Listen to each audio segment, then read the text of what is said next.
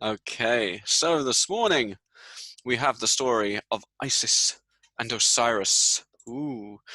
So before we start our story, we need to understand who these characters are, I suppose.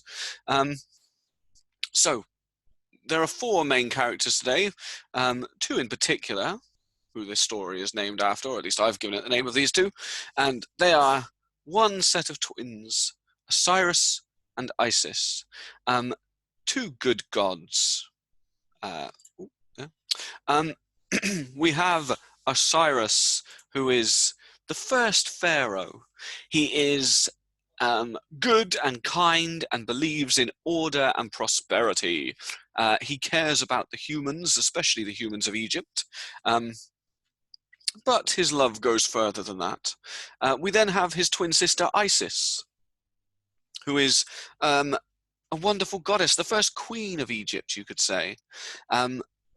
She is, again, kind and loving, and she is married to her twin brother, Osiris. So they are not just twins, they are husband and wife, king and queen, pharaoh and pharaohess, if that's a word. I don't know. There's also another set of twins. We have we have Set and we have Nephthys. Now, Set is not such a nice guy. We can see here he has his jackal head, and Set is the god of, among other things, chaos. If Osiris is all about order and keeping things in the right way, Set is all about messing things up and being chaotic.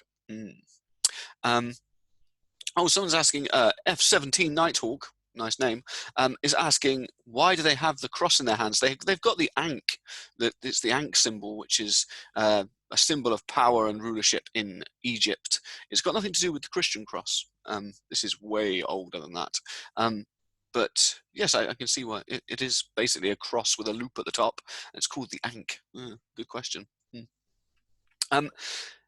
So yeah, Set is the god of chaos, among other things, and his twin sister and also wife is Nephthys. Here, the Lady of the Temple, her name means, but she's also associated with darkness and nighttime at times. It's tricky with the Egyptian gods and goddesses because they can be attached to lots of different things throughout the vast centuries and millennia of Egypt. So we'll try and keep it simple today. Captain Toad, exclamation mark. Yes, often Set is spelt with an H, Seth. So Set, Seth, depends how you say it. Yeah, either way works, really. Same guy. More people coming in. Ooh, ooh. Join the Egyptian party train. Okay. So these are our main characters. Now, I've also put over here a picture of Ra. He is the sun god. Now, in some versions, like the one we have up here, the sky goddess and the earth god have two pairs of twins, Osiris, Isis, Set, Nephthys. But in other versions, Ra makes them. So he just goes, Ra, I am Ra. Ra is the king of the gods, and he is also representative of the sun. So he's a pretty important guy. But either way, whether they are born of the sky goddess and the earth god, or whether Ra creates them, Ra gives Osiris the job of being the first pharaoh, the ruler of the humans. We've got, good morning, MB Shadow Girl. And Eliza says he must always need sunglasses. Maybe he does, or maybe his eyes burn like the sun and he sort of outmatches it. Birds, I reckon they must have pretty good eyes, mustn't they? And he does have the head of a bird, so yeah, maybe that helps. So these are our characters, and we need to go back way, way, way into the mists of time, when all Egypt is a wonderful place. There's no problems. Everyone's happy, everyone's looked after, because Osiris and Isis are in charge, and they care about the people, and they bring peace, and they bring law, and they bring stability, and the people are happy. It is a golden age. Grace asks, he has a great big orange thing, does Ra? Yes, that's the sun. He's got the sun on his head, because if you were the sun god, would you not carry the sun on your head? I think I would. Ra lives in Egypt. Nice one. So everything's great. Everything's good. But after a while, years, millennia, we don't really know, Osiris starts to get a little bit restless. He starts to feel a little bit bad. And he talks to his sister one day, his sister wife, and he says, "Wife of mine, oh dear Isis, I feel like I have to leave Egypt. I have to go away." And she says, "Well, why? It's perfect here. Everything's amazing." But Osiris says, "I can't stay. I feel bad because, yes, Egypt is perfect. It is wonderful. It is everything I ever wanted, and the people here are happy and blah-de-da-da-da. But," he says, "there is a wide world out there, full of humans, and surely I should be trying to bring the light of Egyptian society and the light of my love to all of these peoples." So he decides that he's got to leave, to travel the world and bring Egyptian goodness to everyone. A very noble cause. And as he prepares to go, he leaves Egypt in the careful care of his sister, Isis, his sister wife. He says, "You can be the queen of Egypt while I am gone. The people will love you, you love the people, it'll all work out fine. Bye." And off he goes on his round the world tour to bring the light of Egypt to the darker places of the world. Mm. Um, Now, everything goes pretty well whilst Osiris is away. The story's not going to get bad here. But with Osiris out of the picture, brother Set, he starts thinking, I would like to take over Egypt. I think I would make a very good pharaoh. Yes, I would make Egypt a place of chaos and strangeness, because I am a strange god. That's his voice now. Um, Good morning, Elizabeth. And good morning, Layla. Oh, and Alfie. Um, Now, Set starts to plan and to plot. But he's not a stupid god. He's not just like a crazy god who just wanders around. He's not going to just go up to Isis and like push her off the throne and take over Egypt. He's far more patient, far more insidious, far more crafty than that. And so he brings together a group of greedy and wicked men, humans who he poisons with his words. He whispers in their ear, "Come to me and I will give you great power," or "Come to me and I will give you great riches," or "Come to me and I will make you a really nice hat." Whatever they need, really, he brings them to him, the greedy and the power hungry.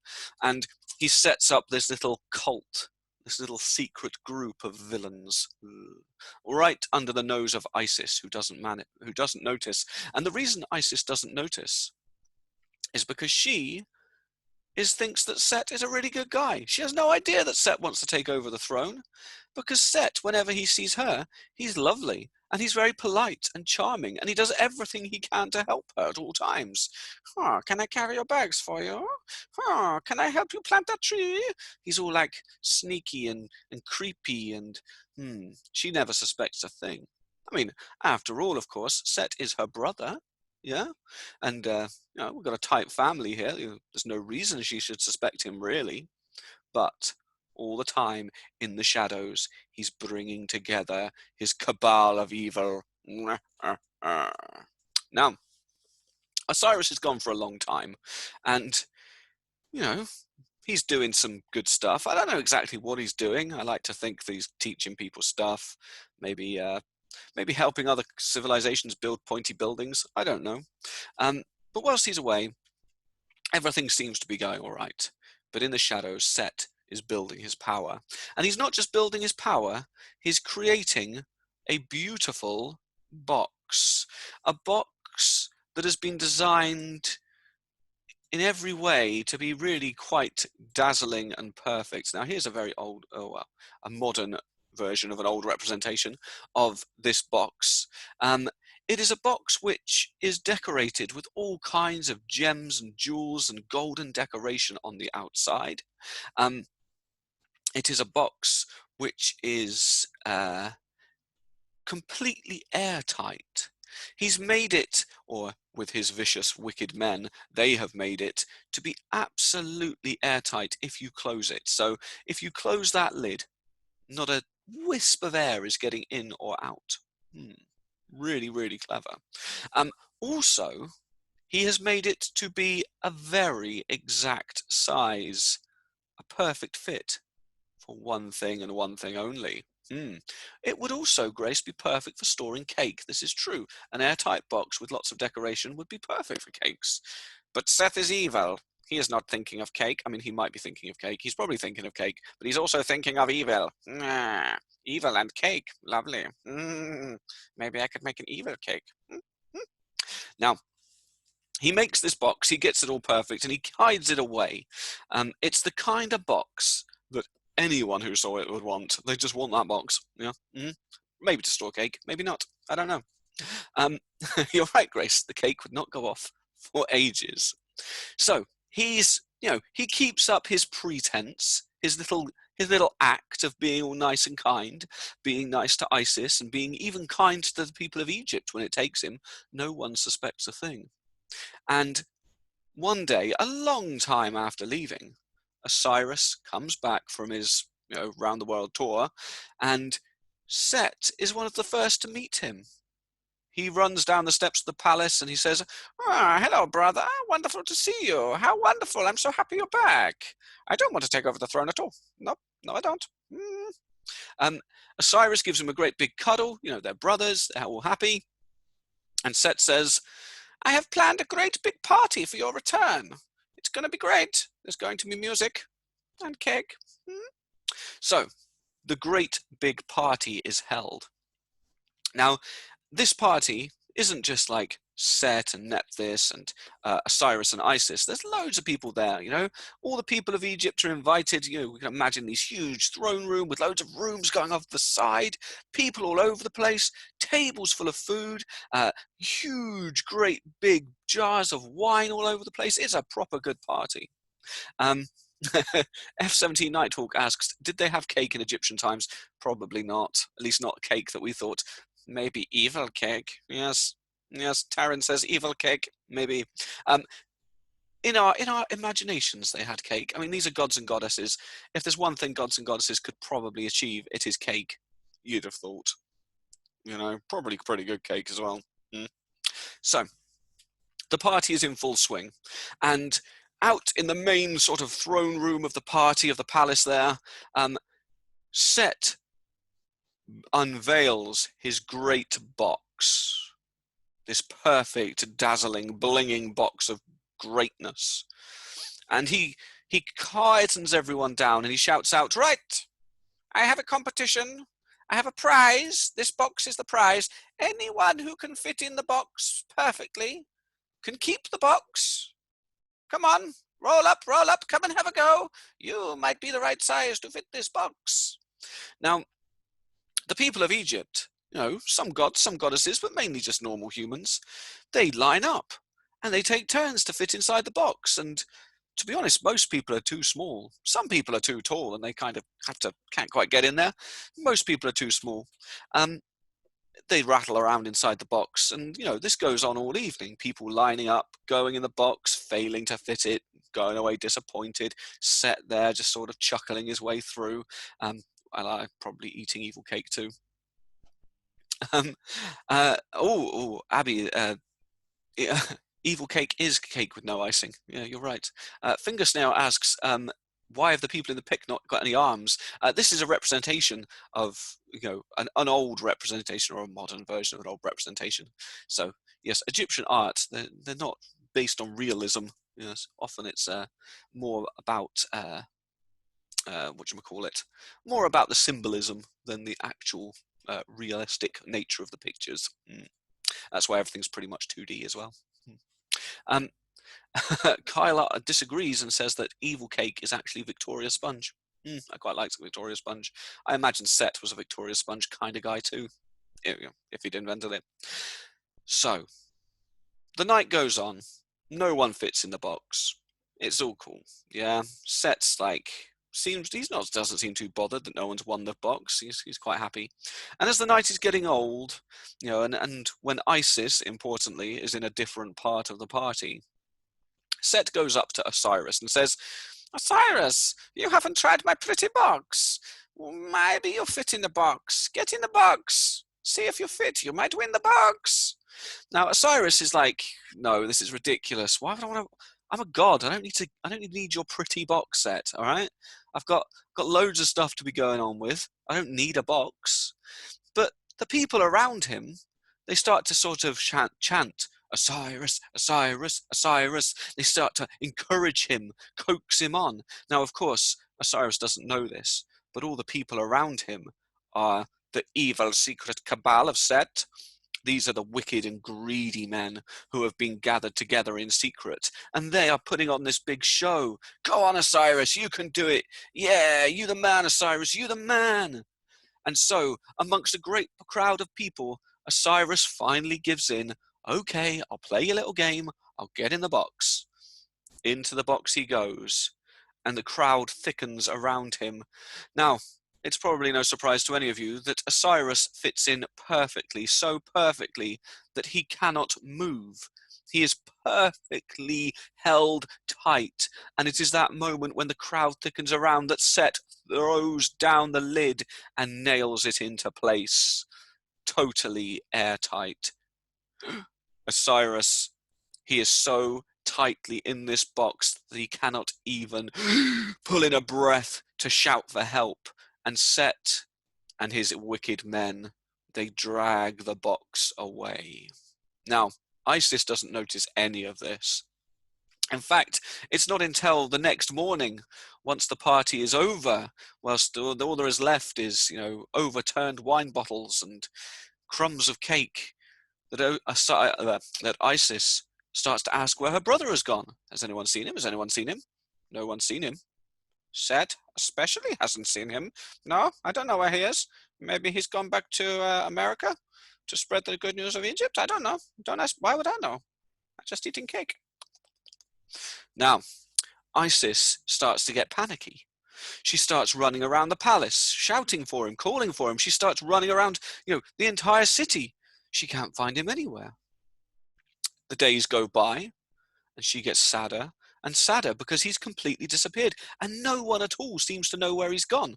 Now, you and I know that some people know where he's gone, but they're the wicked men, the greedy men, and Set, and they're not telling anyone. So, Now, what has happened to Osiris is that he has been yeeted into the local river, into the Nile. There's another representation of his box there. So here's Set. He's pointing. "Get it in the river. Go on, go on. I'm not lifting it. I'm the god. You do it. Weird people with weird hair. Chuck it in the river. Go on." And into the river it goes. Oh. Now,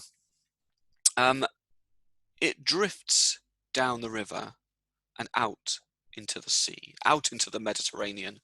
But to be honest, before it even gets into the river, before it even gets out to sea, Osiris is quite dead. Dead as a doornail. He is completely dead. He has, couldn't breathe. He couldn't move.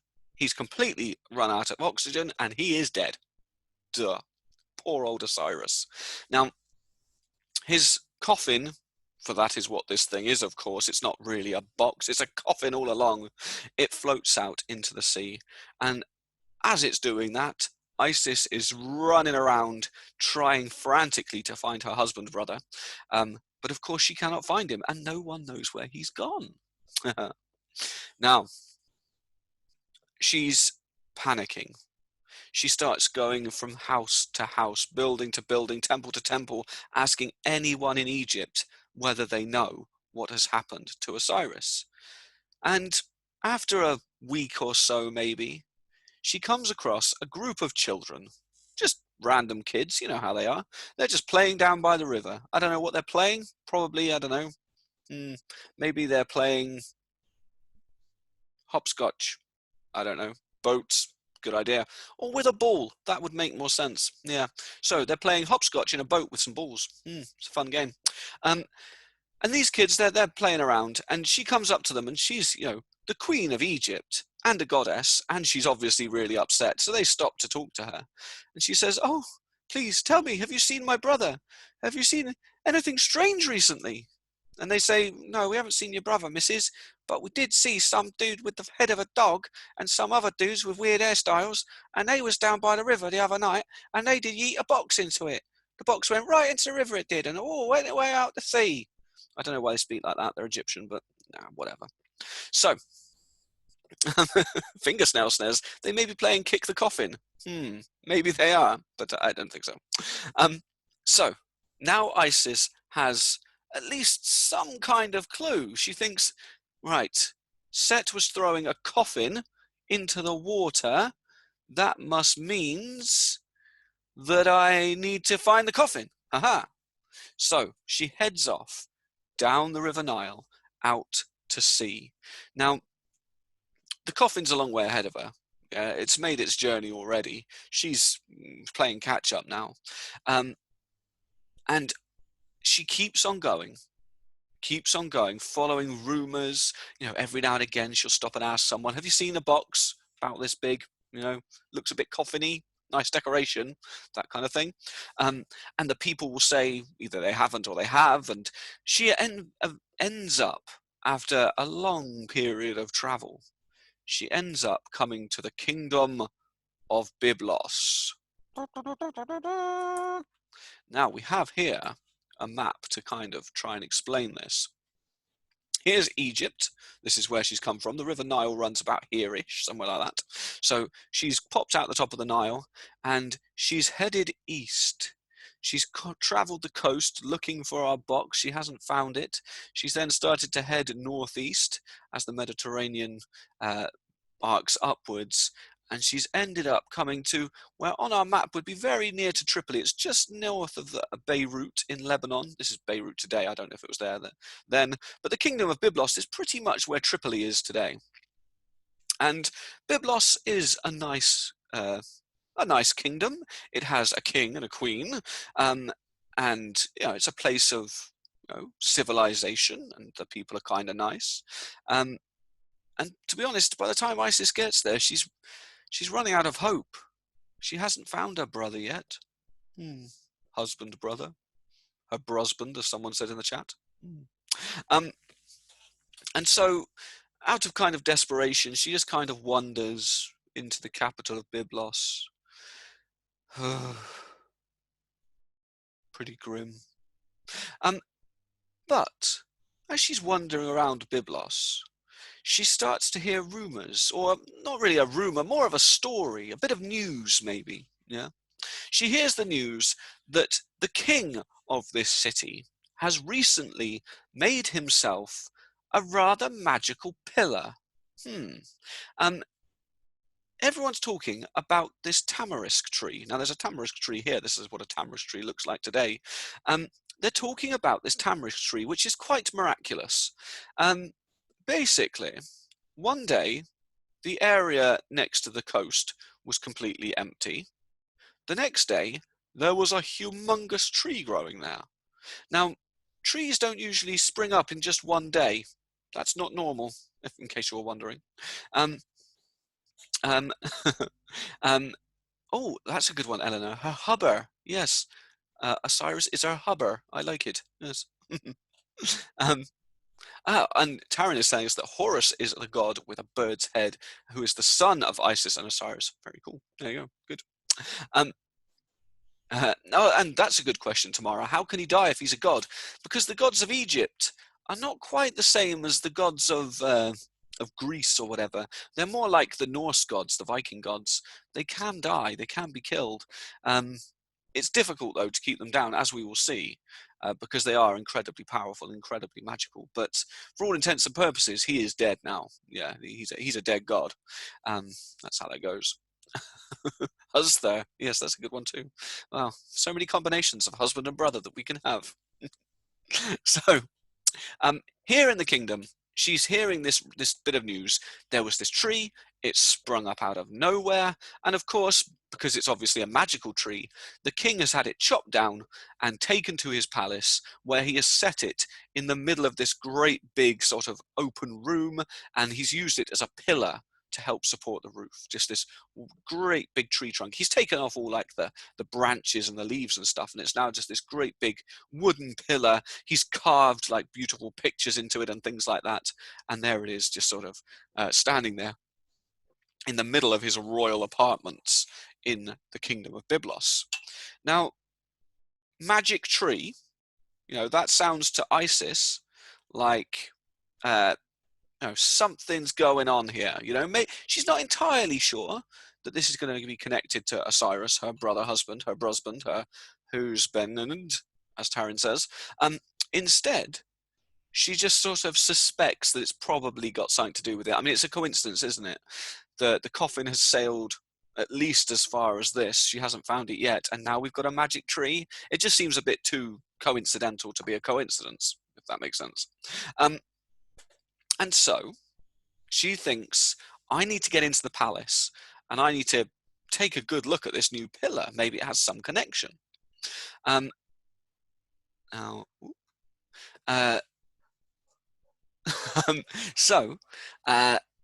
She could, being the queen of the gods and all, she could just attack. She could just go in there, use her mighty powers. Thank you, Kyle. That's appreciated. Use her mighty powers to take the pillar. Just rip it out, because she's a goddess. She probably doesn't even have to be that violent. She could probably just go to the king of Byblos and say, "Excuse me, I'm a goddess. Give me that pillar," and he probably would. But she feels that would be wrong. If there's one thing that she's learnt from her brother Set, it's that she should not be using her godly powers for evil. She should use her extreme power only for good, only for the right, not to spread chaos or intimidate people or just take what she wants. That's the kind of thing that a bad god does, and she's no bad god. Yes. So she thinks she's going to play it a different way. And she disguises herself as just a normal young woman. No, just normal. And she sits down not far from the palace, next to a fountain. We can imagine, it's a nice sunny day, and she's just sat there, minding her own business. But she makes sure that she covers herself in the most beautiful smelling perfume you have ever smelt. I mean, it's gorgeous.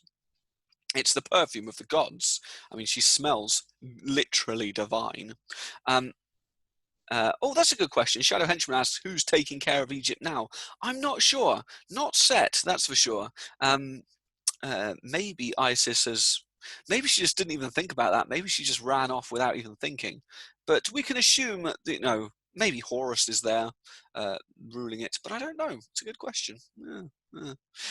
Meanwhile, Set is probably just roaming around, prowling and, trying to worm his way onto the throne of Egypt. But he never quite gets there, that's for sure.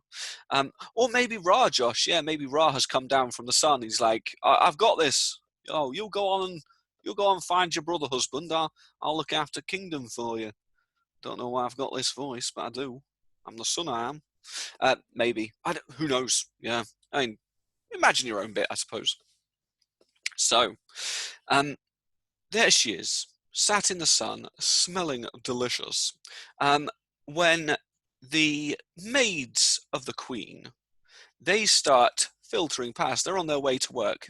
It's the early morning. They're on their way to work, and they start to walk past Isis. Now, Isis is sat there, and as they start passing, she takes a bit of her hair and she starts to plait it or braid it or something. She's doing some fancy hairdressing technique on herself. And some of the maids, they stop and they go, "Ooh, what's that wonderful smell? You smell very nice." She's like, "Oh, thank you. Yes, it's a perfume that I invented." And they say, "Oh, that's gorgeous." And they look at what she's doing to her hair and they say, "Wow, you're good with hair, aren't you?" She says, "Oh, yeah, I'm pretty good, actually. I mean, of course she's good with hair. She's a goddess. She invented hair or something." But they don't know that. And so they're so enthralled, this group of maids, by the perfume and her obvious hairdressing skills that they suggest that she comes into the palace and maybe gets, speaks to the queen, and maybe she'll get a job as a maid. Especially, they reckon that the queen would absolutely love that perfume in particular. So Isis is taken into the palace, where she meets. Oh, what's her name again? Oh, I've got her over here actually. Here we go. Here we are. Here's a representation of the queen, Queen Athenaeus, maybe, or Athenaeus, maybe. But the queen, she is regal. She's not quite as regal as the queens of Egypt or the kings of Egypt, because Byblos is a smaller place, still quite a nice place, but maybe not quite so full of pomp as Egypt is itself. But she is a powerful woman, and she lives quite a nice life, surrounded by maids and servants. And sure enough, when Isis is presented to her, and the other maids say, "Oh, look what she's got! Look at her perfume; she's delicious." She says, "Wow, that is the nicest perfume ever." And she asks the young girl, "Can I please have some?" And of course, Isis goes, "Yeah, sure." And she probably does a little bit of magic and puts some perfume on the queen, and the queen is very happy with it. The queen, then the maids say, "And look, she's really good at hair too." So the queen says, "Oh, okay, well, I need my hair doing." So Isis spends the next hour or two giving the queen the most amazing hairstyle that she's ever had. Full of, I don't know much about hair, as you can tell. Hairstyles ain't my thing. But, those of you who know hair, just imagine a really cool hairstyle. That's what she's getting at. Yeah, I don't know. Oh yes, she's a very nice queen. Yes, F-17 Nighthawk. Yeah, very nice queen. She's a lovely woman. Yeah, she treats her maids very well and the people very well. And so Queen Athenaeus, she's completely besotted by this new maid, and she hires her straight away. And over the weeks and months, the two of them, Isis, or Isis pretending not to be Isis, and the queen, they come closer and closer together until it's not long before Isis is her number one maid. Now, the queen at this time, luckily for her, has a baby boy, the king's child, and this baby is so special to the queen that she thinks, "I need to give it to someone to look after. I need a good nanny," because back in those days, if you're a queen, don't look after your own children. That wouldn't be weird. That would be weird back then. So she thinks, "Well, I know who I'll give it to. I'll give it to this new maid. She's brilliant. She's brilliant with perfume. She's brilliant with hair. Sure, she's brilliant with babies. Kind of makes sense, yeah? Sort of. And so Isis is given the baby boy to look after. Now, by this point, of course, Isis is quite used to the palace. She knows her way around. Oh, that's a good question, F-17 Nighthawk. What is Isis's secret name? I don't know. What should we call her? Somebody give me a suggestion for a nice name, and that's what we'll call her. We'll see. There you are. All right. Oh, well, that's a coincidence. Both Philip or Phyllis. The first two names, Shadow Henchman and Grace, both said Mary straight away. So there you go. We've definitely got a Mary if two people chose it straight away. That's interesting. There's some other good names though. I like Annabeth and Parla. Nice. Steve, maybe not. Steve might give us a strange story. Meet my lady servant. Her name is Steve. Oh. So Mary, we'll call her Mary. So Mary, in inverted commas, becomes the nanny of the young prince. And by this time, Mary has, or Isis, she now knows where the pillar is. And she often goes to the pillar, and she's worked out what happened. It seems that Osiris's coffin, although he is dead inside, has washed up on the beach, but there must have been enough magical power left that when the coffin arrived on the shore, it got tangled in the roots of the tamarisk tree, just a baby tamarisk tree, just a sapling. Now you can see, if we zoom in here a bit, you can see that the roots of the tamarisk tree are a great big mess. Yeah, they're just this long tangled mess of roots. And so it's been caught in there. And because of the magic of Osiris, because of just the pure magical power of it all, the tree instantly started to grow with the power of Osiris, and the coffin has ended up inside the trunk. The tree has grown around it. Now, the king has no idea about this, nor does the queen, nor do the people of Byblos. But Isis does. She can feel when she walks past the pillar or where she puts her hand to it, she can feel the power of her brother husband inside. She also is quite aware that he's dead, and she desperately wants to take his body back to Egypt where it belongs. But still, she doesn't feel like just stealing it or demanding it. She feels like she needs to earn it. So she spends week after week, month after month, with her new baby, not her baby, but, the baby she's looking after. And she falls in love with this baby, as you would, I am sure. Let me just. Yes, Tarian, that's where we're going. Yes. We're coming to the blue fire in a second, Shadow Henchman. Yes. So she falls in love with the baby. It's as if it was her own son. She loves him deeply, and she starts to. Poor old Mary, stroke Osiris, she starts to get panicky. She starts to get really quite worried because she's lost her brother husband. She's lost dear Osiris, and she can't stand to lose anyone else. And now she's in love with this baby who's just like the most cutest baby in the whole world. But she knows that because it's a human baby, one day it's going to die and she'll be sad again, just like she is with Osiris, and she just can't stand it. So she comes up with a plan. Every night, when everyone else is asleep, Isis sneaks into the great big room with the great big pillar with the coffin inside. And she casts a spell, we could say, and she brings from the ground blue flames, the blue flames of mortality. And every night she takes the baby and she places it into the blue fire. Now, as you've noticed, the blue fire isn't like normal fire. This is the fire of mortality. And every night that the baby gets put in there, it burns away a little bit more of the baby's mortal nature. So if she keeps doing this night after night, every night a little bit more of mortality gets burnt off by the magical blue flames. If she does it long enough, eventually that baby will become immortal. All of the human nature of it, or at least the human nature of life and death from it, the mortality will be burnt away, and it will be a never-ending, ever-living baby. Oh yeah. Now, she does this night after night after night, completely secretly. But there are, there are guards in the palace, there are servants, and she cannot.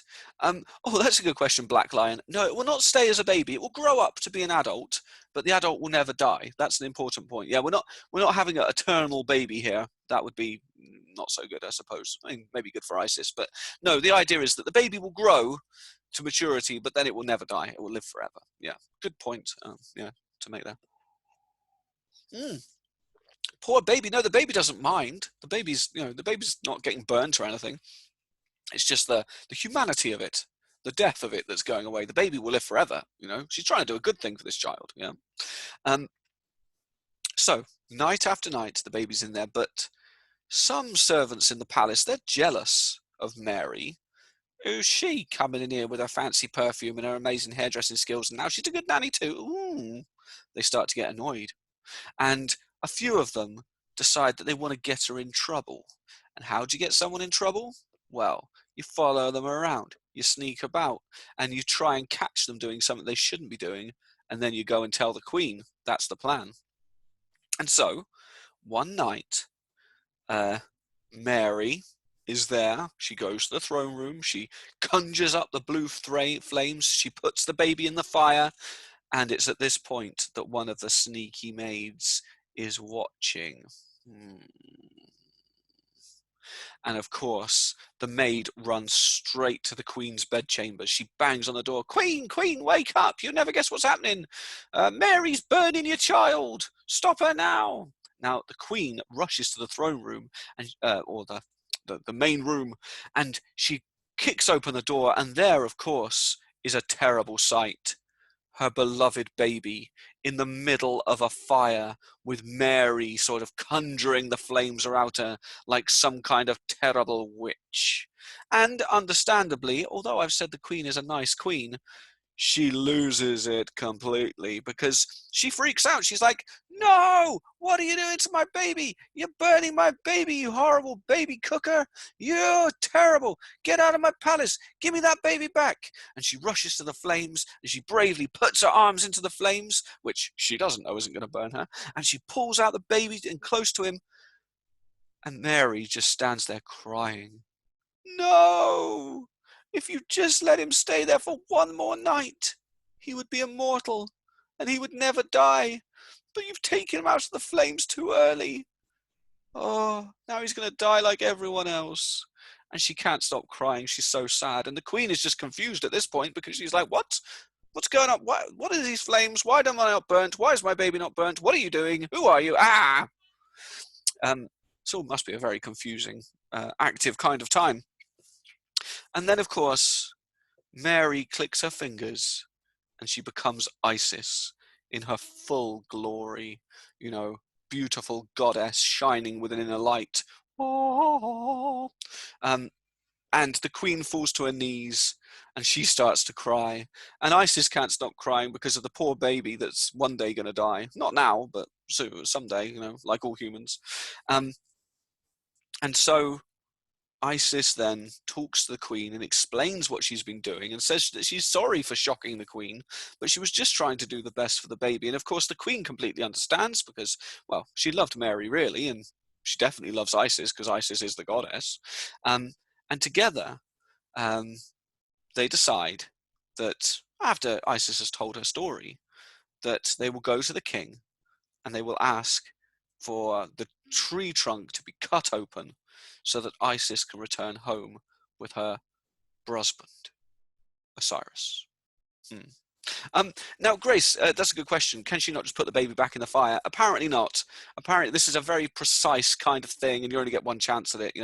It's got to be in there for X amount of nights, for the whole night, or it doesn't work.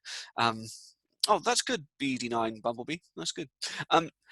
So, yeah, I don't know why. Something to do with magic. You can't put the baby back in. You can't go back. Whatever, having this baby taken out this fire at this point has ruined the whole thing. Yeah, that's just how it goes. So the king comes forward and he talks to Isis, and of course he's as overawed by it as well. Everyone's kind of startled, especially the naughty spying servants. They didn't realize they had a goddess amongst them. And they come to an agreement that, yes, they will chop open the tree and they will pull out the coffin. The king, of course, had no idea there was a coffin in there in the first place. There you go. Out comes the coffin from the tree, and Isis, she gently, I'd say carry it, but she's not massively strong. She probably just starts to drag it back. She takes it back to Egypt. Now, it's a long way. Can I write down the name Osiris? Yes. Here we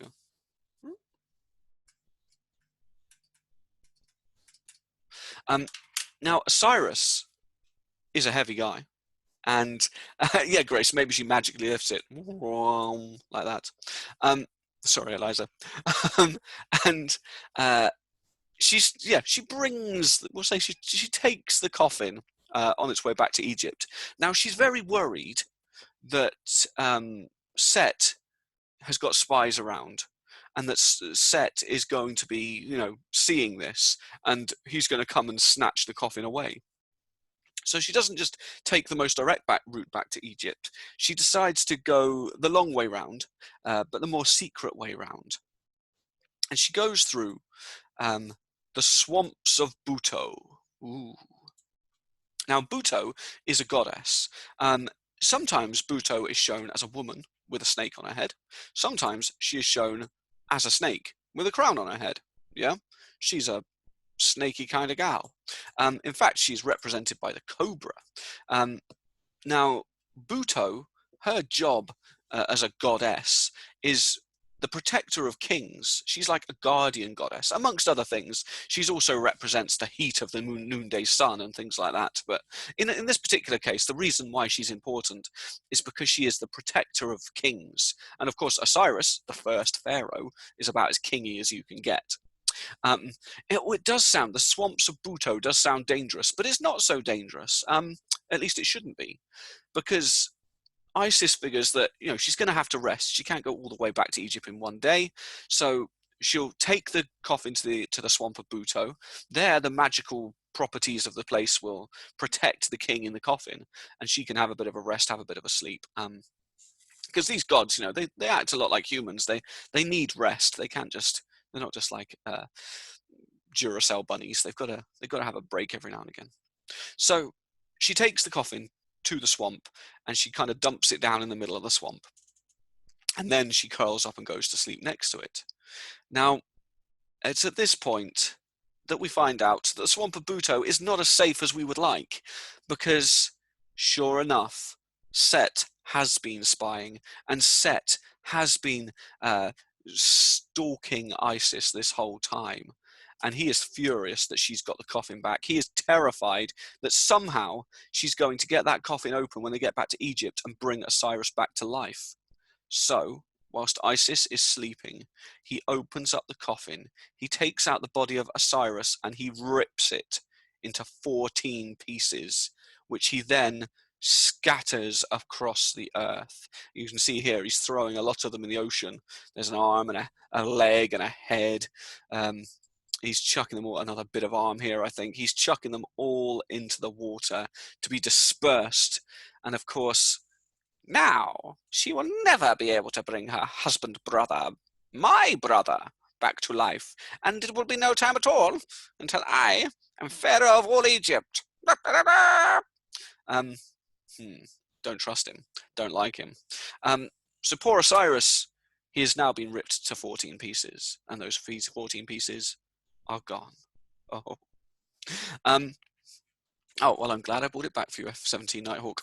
Now, the story doesn't end there, because it's at this point, upon waking, that Isis, she looks to the coffin, she sees that the lid has been ripped off, and she notices that her husband has gone. Oh. She starts panicking, running around, looking for it. You know, panic is definitely the name of the game for Isis in this story, I'm afraid. And she cannot find any sign of where her husband is. She starts crying and wailing and sits down to just weep. And it's then that Nephthys, wife of Set, sister to Osiris, she hears her crying, and she comes to the swamp, and she says, "What has my brother done? My brusband, my husbro. What has he done?" And she says, "He's taken my Osiris. Osiris is gone." And Nephthys, you know, she goes to Set, and she has a good old telling off for him. "What have you done to our brother? Why is Isis, our sister, out there crying? Tell me what you've done." "No, I didn't do much. I just ripped his body into 14 pieces and scattered it around the world. That's all. Anyone would have done the same thing." "No, you're a bad Set. Stop it." So, Nephthys goes back to Isis, and the two of them now, they go on a quest. We don't have time for the quest today, but it's a big quest. They scour the earth, collecting the pieces of Osiris like some grisly puzzle. Oh, and with Horus too. Yes, they have help too. This is true. Do the quest next time. Maybe. Now, they scour the land, bringing the pieces together. It takes months, it takes years to find all 14 pieces. But finally, through hard work and perseverance, the gods and goddesses, they bring the pieces of Osiris back together. Now, what do you do when you've got what is essentially now a human puzzle? Well, you take it to Anubis, and Anubis, guardian of the dead, helped to stitch the pieces back together. Now, you may have noticed that Osiris is different from all the other Egyptian gods. If we go back to the start, hang on, we'll come back to you in a second, Osiris over there. But you might notice a very big difference. Even though we haven't seen all the Egyptian gods and goddesses, there is a difference. And that is his skin color. Yeah.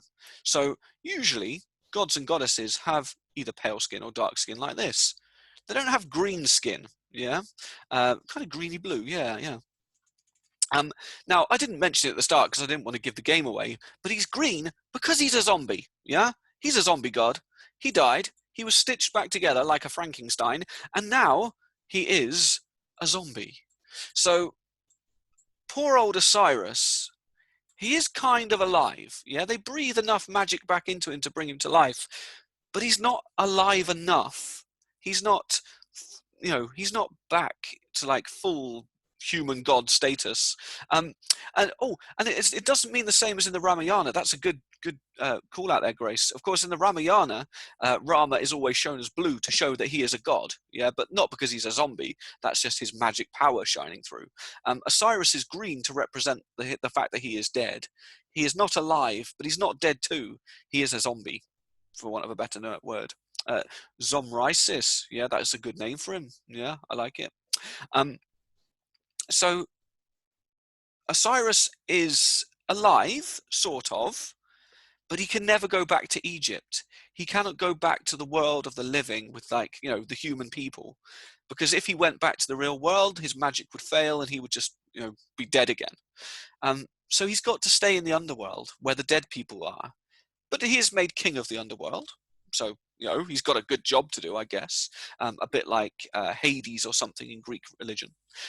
So his job is to look after the souls of the dead, or at least the good dead. And he works down there with Anubis, who, sorts the good from the bad souls, and the good souls, they will go to Osiris to be ruled over in the kingdom of the dead, which is a cool thing to do. But poor old Osiris, he can no longer live with his swife, his Wister, I don't know, his sister wife, because she's up there protecting Egypt and he's down there protecting the dead. So in some ways she didn't lose him, and in other ways she did lose him forever. And that is the story of Isis and Osiris. There you go. What happens to the bad dead? They get fed to a great, terrible monster. I'll see if I can find a picture of him. I believe his name is Amat, but let me have a look. No, what's his name? What he is, he's part crocodile, part hippo, part lion, and the bad souls, they get fed to him, but I can't quite remember his name. It's something beginning with A, but it's lost in my memory banks at the moment, so I don't know. I'll try and find out for you next time. He doesn't have lots of heads. He has a hippo body, a crocodile head, and like lion paws. Bit of a scary creature, and that eats the bad dead. Yeah, the good dead go to live with Osiris though, so it's okay.